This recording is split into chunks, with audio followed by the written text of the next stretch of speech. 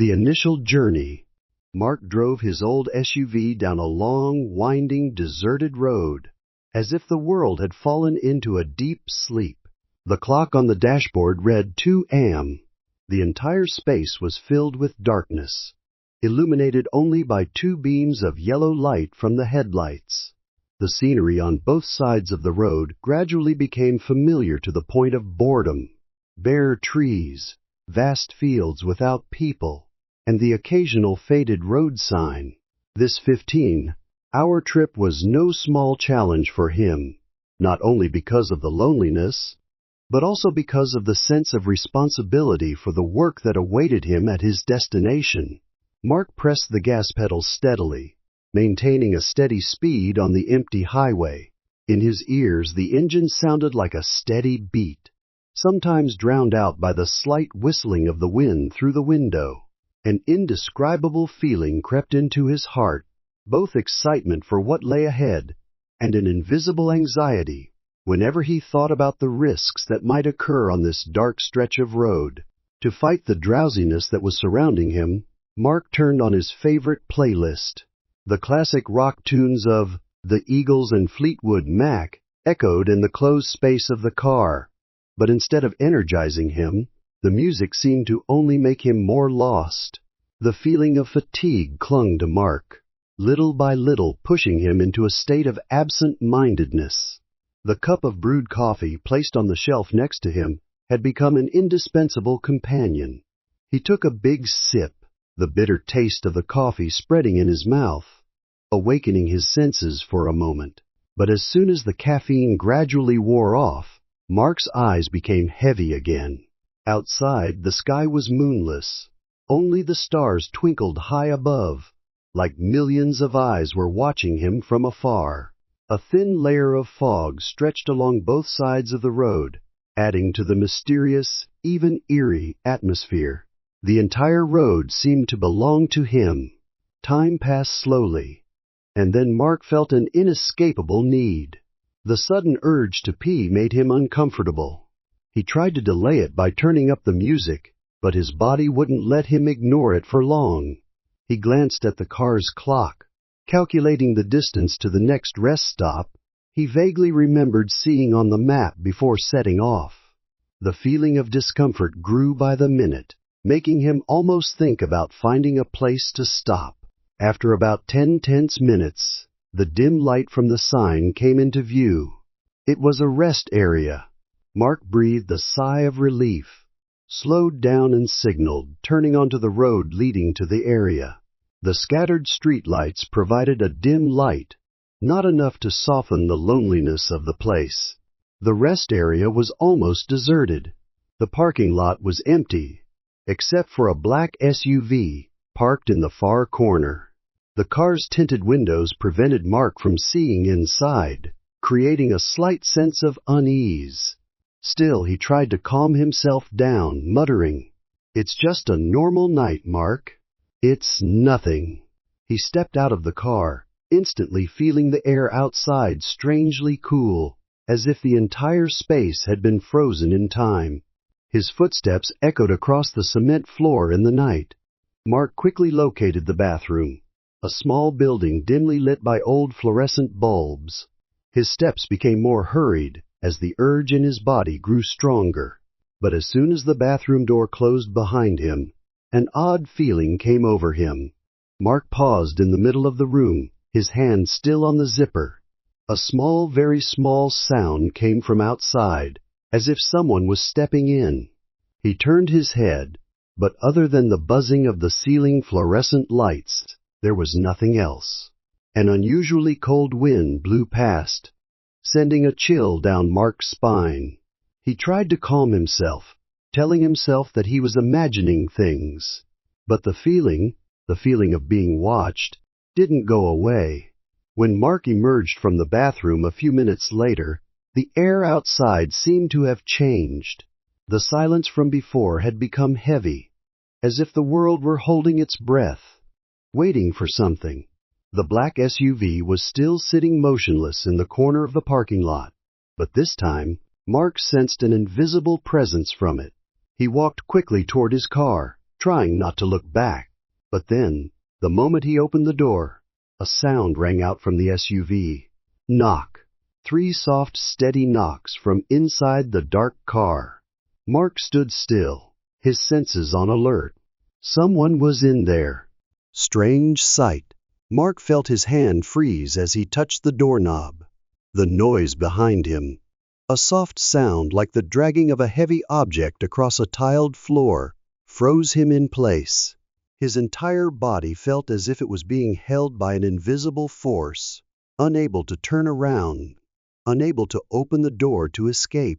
In that moment, time seemed to stop. The space around him seemed to freeze, leaving only the sound of his heart pounding in his chest, so loud that he could feel his chest vibrating with each beat.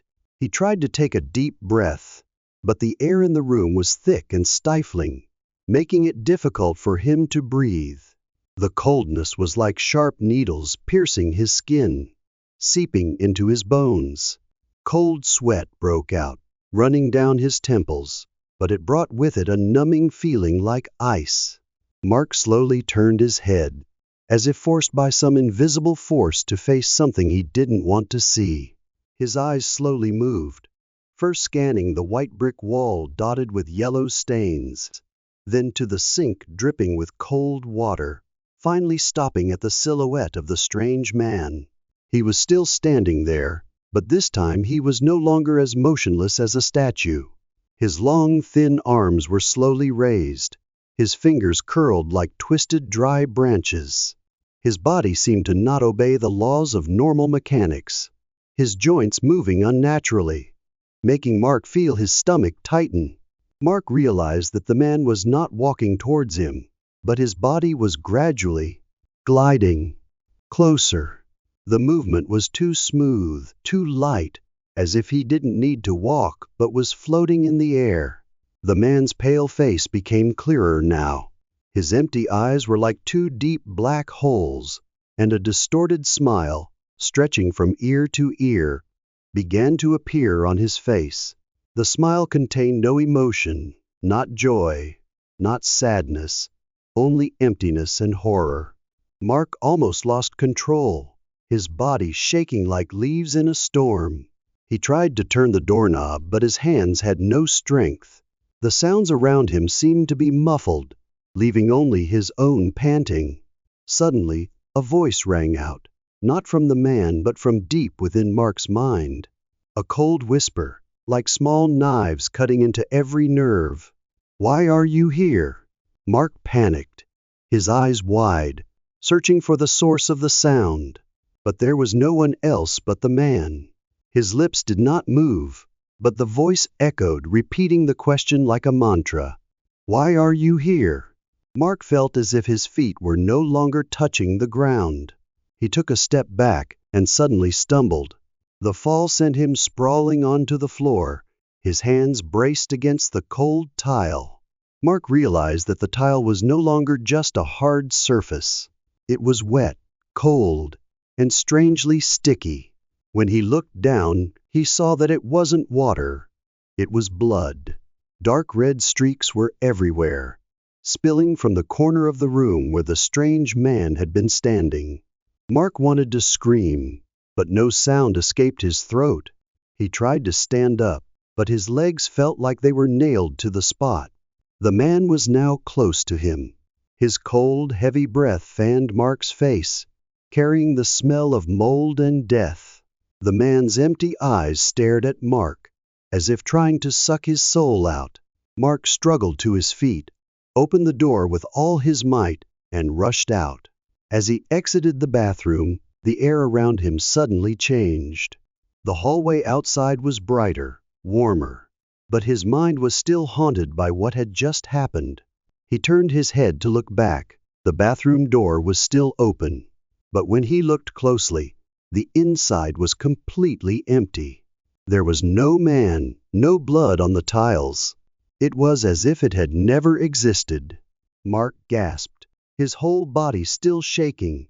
He leaned against the wall, trying to calm himself. But deep in his mind, the whispering voice still echoed. "Why are you here?" The pursuit, Mark felt cold all over, as if the blood in his body had stopped flowing. The knocking sounded steadily, not fast, not slow, but haunting. He tried to control his breathing, but couldn't. His throat was dry, and his heart was pounding so hard it felt like it was about to jump out of his chest. This can't be true. It can't be, he thought, but the knocking continued, showing no signs of stopping. Outside the booth, darkness enveloped the room. Only the faint flickering of fluorescent lights, illuminating the tattered black shoes. Mark lowered his head, his eyes fixed on the space below the door. Then the shoes moved. From where they stood still, they turned, pointing their toes to the right. Mark felt a glimmer of hope. Maybe the man had left. But just as he thought that, the shoes suddenly returned, as if their owner knew exactly where Mark was watching. Mark clenched his teeth, his hands gripping the bathroom wall. He didn't dare to breathe too hard, didn't dare to make any sound. His throat tightened as a hand slowly appeared through the crack under the door. It was a thin hand, pale to the point of being transparent, with long, scratched nails. It moved slowly, as if testing his limits.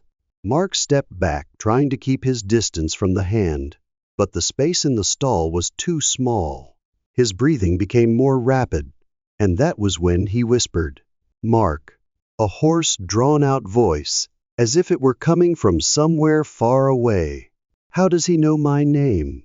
The thought invaded his mind, pushing him deeper into the depths of fear. At this point, Mark no longer had the patience to wait. Despite the danger, he kicked the stall door open, causing it to swing open. The man took a few steps back, but his face still showed no surprise. It was an unusual face. The eyes were white, without pupils, staring at Mark.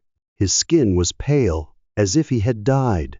His mouth was slightly raised, but it was not a smile, but something distorted, colder than a smile. Mark did not hesitate. He rushed out of the bathroom, not daring to look back. His feet ran as if they no longer felt pain, despite the slippery floor. When he reached the door, he felt a cold wind run down his spine, as if someone was breathing right on the back of his neck. When he got to the car, Mark immediately opened the door and jumped into the driver's seat. He inserted the key into the ignition, but his trembling hands made it take him a few seconds to turn it. When the engine roared and started, Mark breathed a sigh of relief, but the feeling of safety only lasted for a moment. The moment he looked in the rearview mirror, Mark froze. The man was standing right behind the car. He didn't move, just stood there, his empty eyes staring straight at him through the rearview mirror. Mark didn't wait another second. He pressed the gas as hard as he could. The car sped away, the tires screeching against the pavement. In the mirror, Mark saw his figure fading, but not disappearing completely. The road ahead was dark.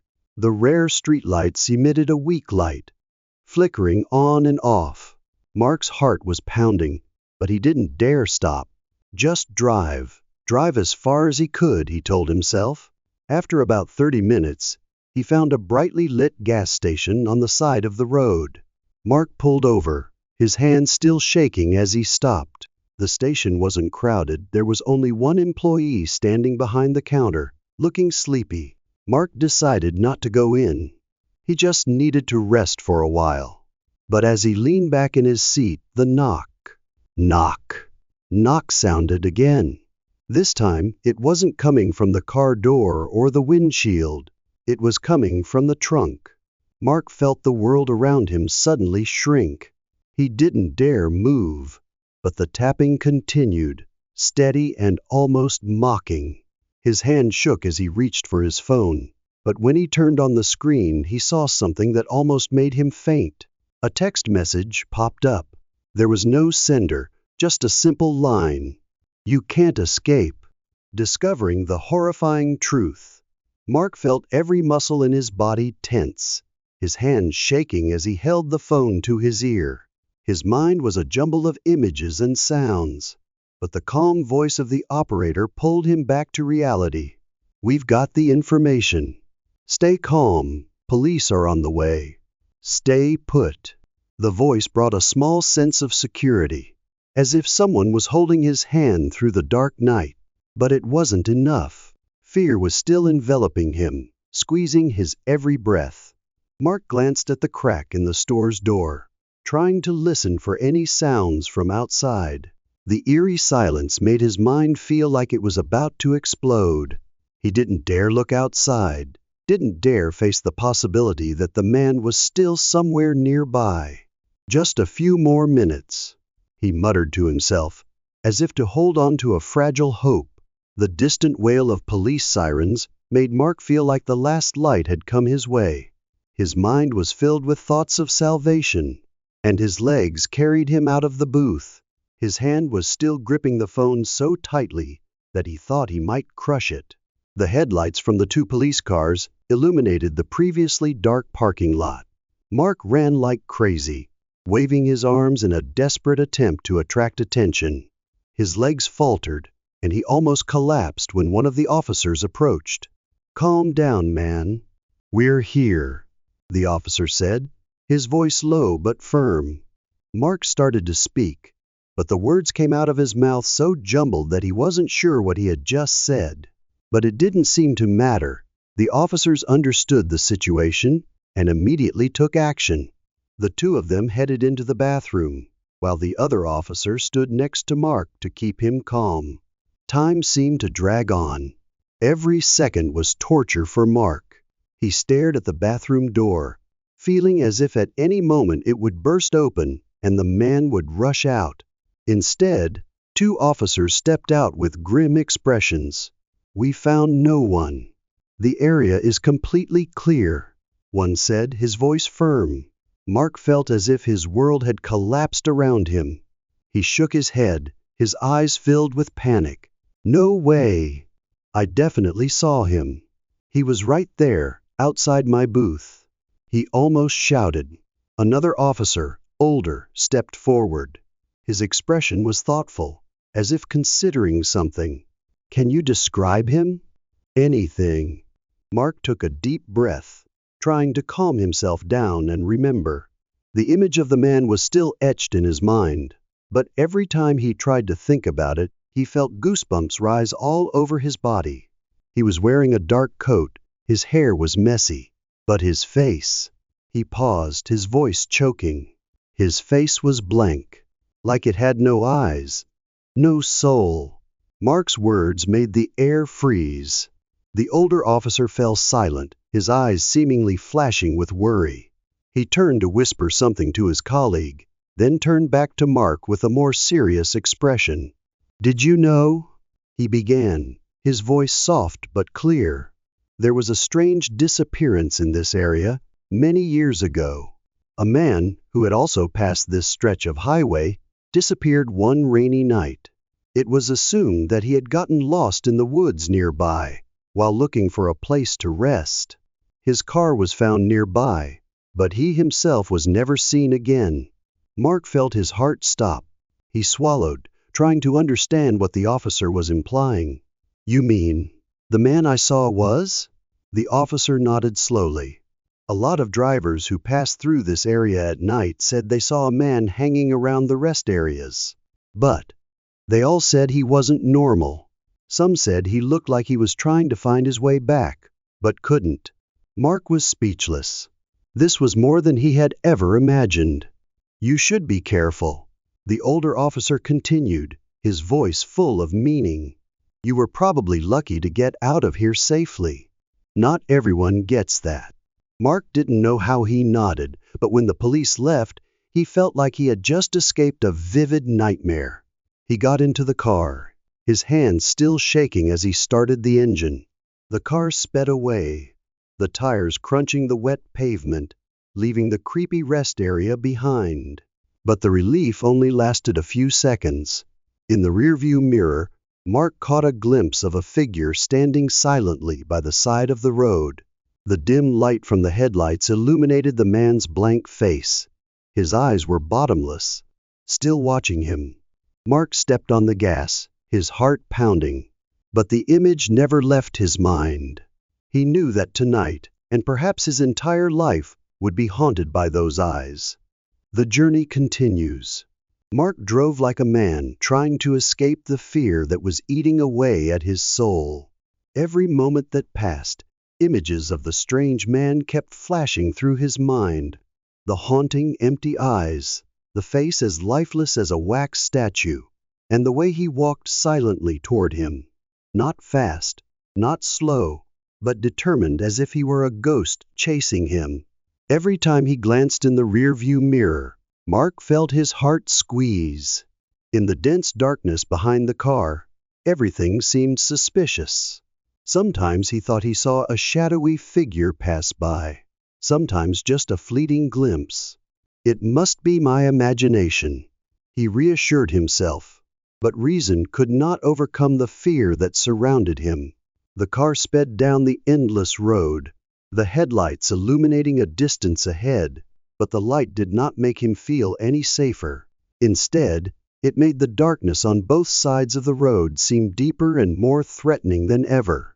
The dense trees on both sides seemed to whisper, the leaves swaying in the wind creating an eerie sound that made Mark unable to help but glance out the window. A cold, needle-like wind blew through the cracks in the window, carrying with it strange sounds. A long whistle, a light slap as if something had hit the car's body. "It's just the wind. Just the wind," Mark whispered to himself as a way to comfort himself. But did he believe it? The haunting piled up. Mark tried to focus on the road ahead. He turned on his favorite playlist to dispel the silence. But even the music couldn't hide the unease creeping up inside him. Every note seemed distorted, the familiar lyrics suddenly becoming disjointed and unfamiliar. Occasionally, a rest area sign would appear, but instead of feeling reassuring, it made Mark's heart pound. Memories from the previous 2 areas flooded back, making the thought of stopping again unthinkable. He gripped the steering wheel tightly, sweat dripping from his palms even though the air conditioning was still running. Mark remembered the look on the old policeman's face from the previous rest area. It was a blank, emotionless gaze, as if he were part of the darkness that was following him. The memory made him shiver, but it also urged him to drive faster. The endless road. The further he drove, the more strangely quiet and silent the road became. The normally bustling highway was now just Mark and the darkness. He couldn't remember how many miles he had traveled, only that the wheels were still rolling, and the headlights were still illuminating the road ahead. However, there was a moment when Mark was startled, when he felt the car sway slightly. He immediately checked, but the speedometer was stable. The steering wheel showed no signs of abnormality. But then he realized something, the sound of the engine. It was different. The familiar sound now sounded like a faint, drawn-out growl, punctuated by intermittent hiccups. Mark shook his head, trying to clear the strange thoughts. The car is running fine. Everything is fine, he told himself. But even his own words couldn't comfort him. A saving light. As the sky began to fade, a faint glow on the horizon signaled the appearance of a small town. Mark couldn't help but breathe a sigh of relief. The twinkling lights were a promise of safety. As the wheels rolled into town, the scene that appeared made him feel like he had just escaped a nightmare. Small, pretty houses with warm yellow lights. A few locals going about their day. Everything felt peaceful. Mark stopped in front of a roadside diner, trying to calm down. However, even though his body had escaped the strange journey, Mark's mind was still haunted by what had happened. The stranger's empty eyes, the policeman's cold smile, and the vague shadows outside the rearview mirror. All of them were like a tidal wave crashing into his mind. Mark knew he had to tell this story to someone, maybe his family, friends, or anyone he could trust. But another question echoed in his mind. Was the truth behind it all worth discovering? Or was it better to forget, pretend it never happened? Outside, the sun was high in the sky. The light of day seemed to dispel all the darkness. But deep inside Mark, an uneasy feeling still lurked, like a shadow that would never go away.